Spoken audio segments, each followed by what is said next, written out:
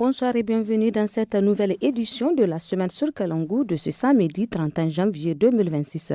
Dans cette récapitulatif, nous reviendrons sur les temps forts des informations de cette semaine qui s'achève. Et puis dans la deuxième partie, un menu documentaire qui aborde la question de l'accès à la terre des femmes. Je suis Salamot Kadri à la présentation.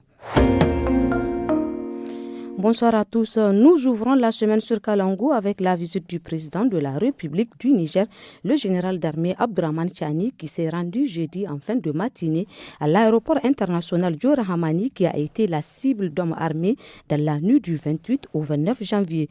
Sur place, le chef de l'État a encouragé les forces de défense et de sécurité pour leur prompte réaction. Extrait recueilli par la radio et télévision du Niger. Comme vous le savez, l'aéroport international Diora Hamani a fait l'objet d'une tentative d'infiltration par des mercenaires téléguidés. C'est l'occasion pour nous de venir prendre contact avec l'ensemble des forces de défense et de sécurité ainsi que nos partenaires russes pour leur prompte réaction qui a permis dans les 20 minutes qui suivent de mettre l'ennemi totalement en déroute. Certains sont neutralisés sur le champ, d'autres ont été neutralisés dans leur panique de route. Un peu plus tard dans la journée, le gouvernement, par le biais du ministère de la Défense nationale, a publié un communiqué faisant état d'au moins 20 assaillants tués et de 11 autres arrêtés grièvement blessés. Le texte mentionne également 4 militaires blessés et du matériel endommagé. Il précise enfin que de leur fuite, les terroristes ont tiré à la sauvette sur 3 aéronefs civils, dont 2 de la compagnie aérienne Askai. Au Niger, un remaniement technique est intervenu le 26 janvier 2026 sous l'égide du président Abdourahmane Tchani. Ali Mohamed Lamine Zen reste Premier ministre, mais cède le ministère de l'économie et des finances à Maman Lawali Abdourafa, économiste et ancien cadre de la BCEAO. Le ministre délégué au budget Maman Sidi quitte le gouvernement. Le ministre de la Jeunesse et des Sports Sidi Mohamed Al-Hamoud prend aussi en charge la culture. Ali Ben Salah devient ministre de la Refondation et de la Promotion des valeurs sociales. Direction Tawa, plus précisément dans le département de Birninkoni où de nombreux cas de gale ont été enregistrés. Selon le dermatologue du district sanitaire Omar Adamou, des visites sont en cours, notamment dans les établissements scolaires pour sensibiliser les élèves et leurs parents. Il explique la situation au micro d'Asmana Moussa Arzika. La gale norvégienne sévit ici à Koni depuis le mois d'octobre. C'est une maladie très très contagieuse. L'école où on s'est présenté, on a enregistré 22 cas. Mais au total, ils ont enregistré jusqu'à 146 cas. Et les autres ne se sont pas présentés. Les mesures préventives, c'est la propriété. Parce que sans l'hygiène, on ne peut pas éradiquer la gale. La gale, elle est à prédominance nocturne. Elle embête surtout le malade la nuit. Il va passer toute la nuit en train de se gratter. Ça doit attirer l'attention de la population. S'il voit un cas de gale, de grâce, de l'amener dans un centre le plus proche. Restons toujours dans le domaine de la santé. En effet, le don de sang était au centre des échanges ce 29 janvier 2026 à Niamey lors d'une conférence communautaire. L'initiative est portée par le Conseil régional de la jeunesse en collaboration avec le Centre national de transfusion sanguine. Nafissa Hassan, représentante du CNTS, explique l'importance du don de sang au micro de Habibou Garba. Chaque jour, nos structures sanitaires ont besoin de sang pour sauver des vies. Femmes en accouchement, enfants anémiés, victimes d'accidents, malades opérés, etc. Chaque jour, nos équipes travaillent pour que le sang donné arrive à temps auprès des bénéficiaires. Mais sans donneur, aucun centre, aussi équipé soit-il, ne peut sauver des vies. Je tiens à cette occasion à rassurer la population que le don de sang est sécurisé, encadré et sans danger lorsqu'il est réalisé dans un centre approprié. Un refuge destiné à accueillir et assister les femmes et les filles victimes de violences a été inauguré ce 27 janvier 2026 à Niamey. L'espace a été mis en place par la Ligue nigérienne des droits des femmes. La ministre de la Population, de l'Action sociale et de la Solidarité nationale, professeur Sidikou Ramotou Jarmokoy Seyni, a pris part à la cérémonie. On l'écoute sur des propos recueillis par Ali Nielli. Ici, chaque femme accueillie trouvera non seulement un toit, mais aussi aussi une main tendue, une écoute professionnelle, un accompagnement psychologique, sanitaire, social, juridique et judiciaire. Ici, la dignité sera restaurée.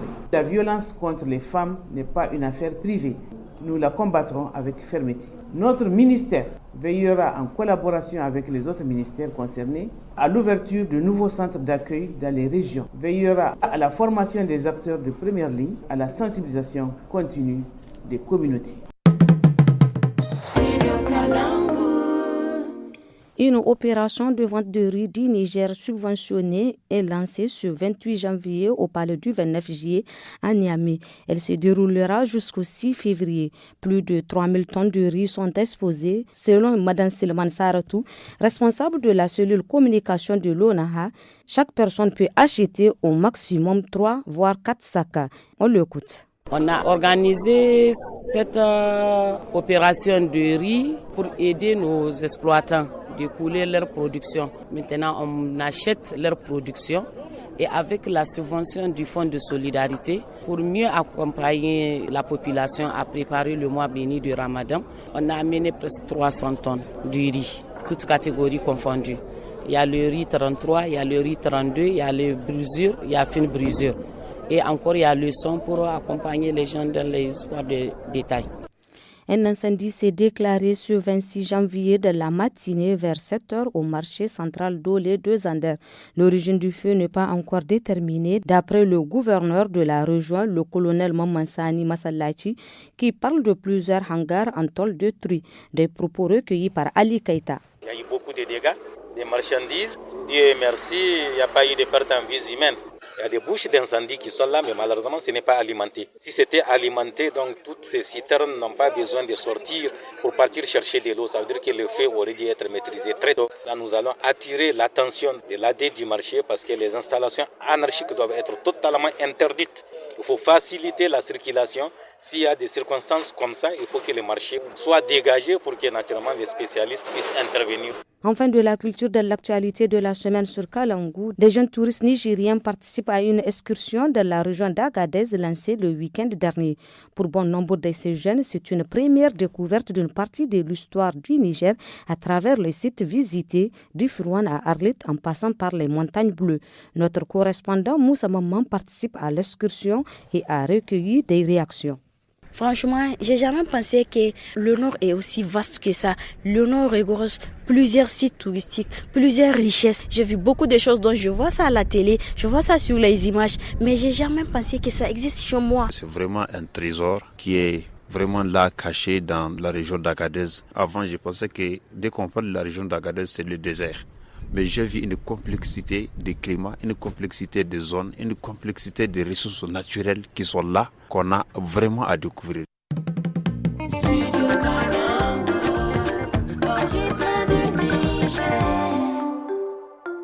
Dans ces documentaires, nous partons à Maradi pour aborder la question de l'accès à la terre des femmes. Bien qu'elle ait un héritage, un pouvoir, un avenir, elle reste pour beaucoup de femmes hors de portée. Pourquoi l'accès des femmes à la terre reste-t-il un enjeu crucial malgré les avancées? Ces documentaires de Mohamed Maman sur le combat de Hajia Fatima.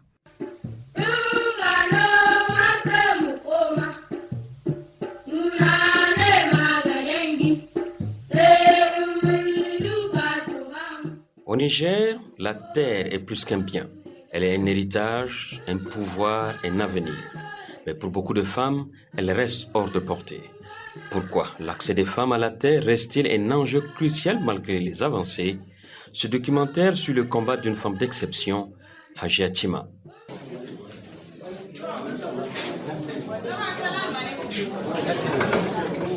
En ce 13 mai 2025, dédié à la célébration de la journée de la femme nigérienne, Hajia Fatima, présidente de l'Union des femmes Kodanaka du village de Danja, prend part dans les locaux du Code rural à une formation sur la création des groupements féminins et le rôle des conseils d'administration.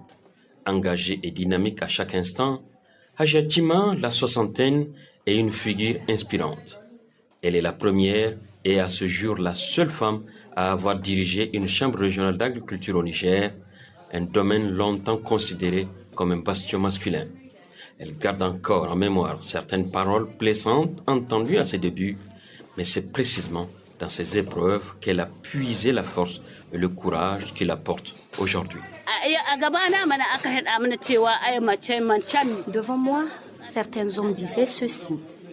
Quelle femme peut rivaliser avec les hommes? Je leur ai répondu que j'étais déterminée à aller jusqu'au vote, même sans consensus. Nous étions 116 votants. Mon adversaire a obtenu 15 voix et toutes les voix restantes me sont revenues, moi la femme.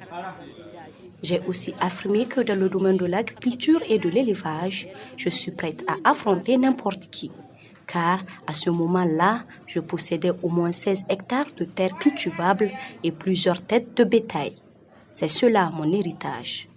Pas l'école, car mes parents ne m'y ont pas envoyé.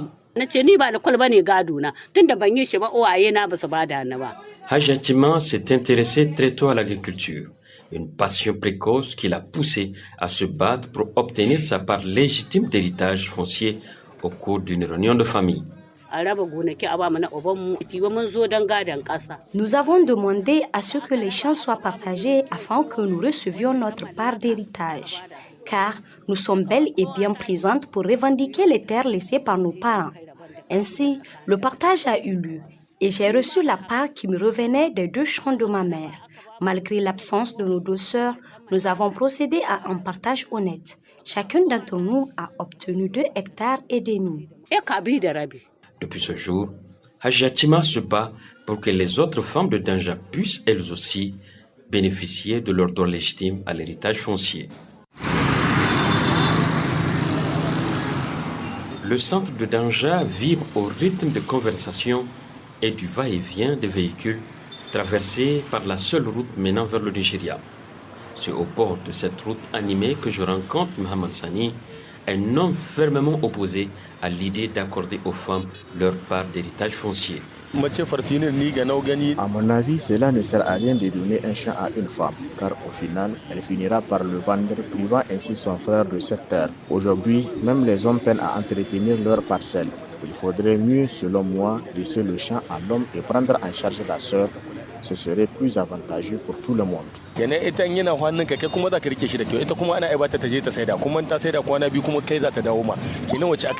Halima Souley, une femme du village, est l'une des victimes de ces résistances sociales. Son propre père étant décédé avant son grand-père, elle n'a pas pu hériter des terres que son père avait laissées derrière lui. Les larmes aux yeux, elle témoigne. Il est mort avant son père. À cause de cela, rien ne nous a été donné, ni à moi, ni à mes frères. Cela me fait extrêmement mal, d'une douleur qu'on ne peut pas imaginer. Je connais très bien ces champs. J'y ai grandi, je les connais par cœur et pourtant je n'ai rien eu. J'ai simplement pris mon mal en patience car je n'y pouvais rien. Mais même aujourd'hui, chaque fois que j'y pense, la douleur revient vive. Ce genre de réaction, comme celle des hommes ou encore la situation d'aliments, Hadj Hatima en a vu des dizaines, voire des centaines. Dans les villages, les femmes héritent difficilement. Encore aujourd'hui, certaines considérations persistent. Parce qu'une femme est destinée à se marier, elle n'aura pas droit à la terre héritée de ses parents. Pourtant, tout comme ses frères, elle est née du même père. La persistance de ces barrières n'est rien d'autre que de l'ignorance et parfois même de la pure méchanceté.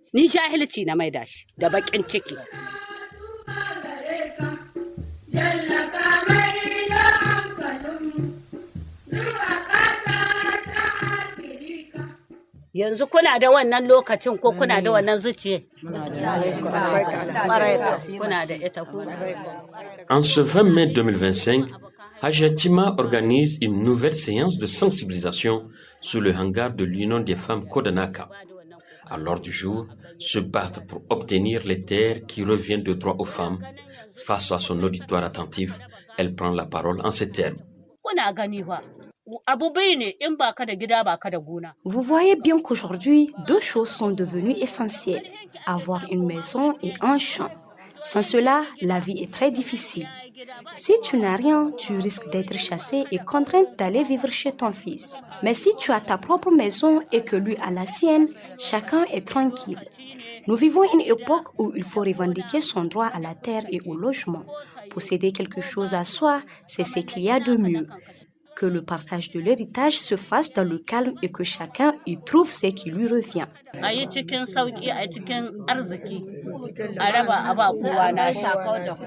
Hajara Garba fait partie de ces femmes qui se sont levées pour revendiquer et obtenir les terres qui leur reviennent de droit au titre de l'héritage. Aujourd'hui, une parcelle coûte 300 000 francs. Et moi, je n'ai même pas 100 000 francs. Sans cet héritage, comment aurais-je pu en posséder une? Je suis très heureuse. Si j'avais dû acheter un champ, je n'en aurais jamais eu les moyens. Mais aujourd'hui, j'ai mon propre champ où je cultive du sorgho, du niébé et de l'arachide. Grâce à cela, je gagne suffisamment ma vie et j'en suis fière. Je plains celles à qui on a refusé leur part d'héritage. Et je les exhorte à travers ces campagnes de sensibilisation à revendiquer ce qui leur revient de droit. Salamu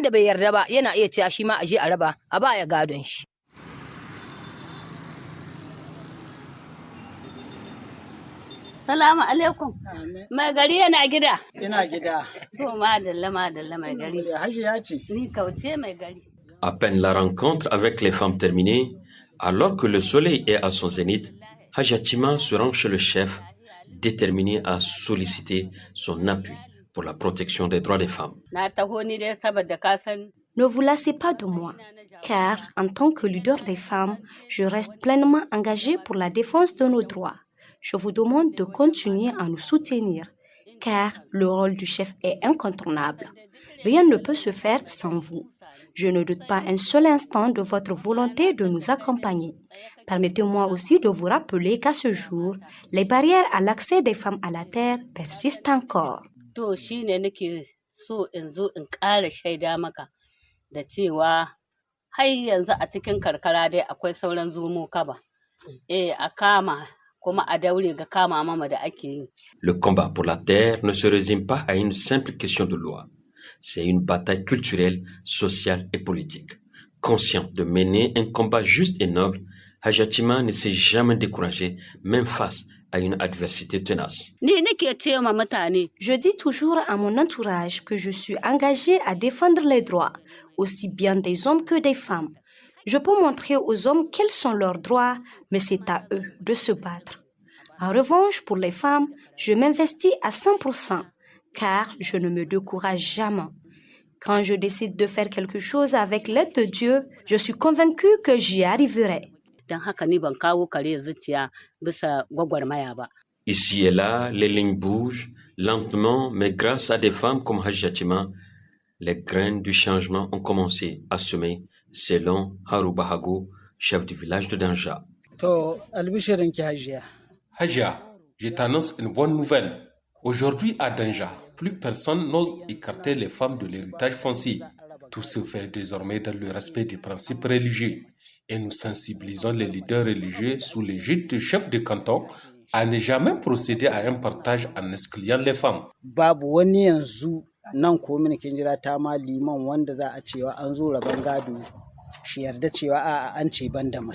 L'accès des femmes à la terre reste un enjeu crucial, car sans terre, pas d'autonomie, et sans autonomie, pas de justice. Le combat de Hajatima se concentre sur le droit des femmes à hériter des terres familiales, un droit souvent ignoré ou contourné. Pour celles qui ont les moyens d'acheter un champ ou une parcelle pour l'habitation, elles n'ont pas de difficulté. Mais comme le souligne Hajatima, seule une femme sur 3 dispose du pouvoir économique nécessaire pour devenir propriétaire. Son combat est donc celui de toutes.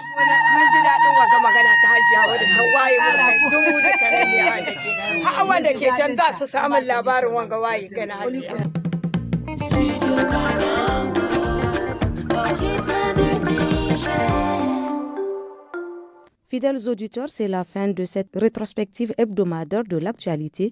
La semaine sur Kalangu, passez un excellent week-end. Studio Kalangu est un média de la Fondation Hirondelle financé par la coopération suisse, la Norvège, l'Union européenne et la Grande-Bretagne.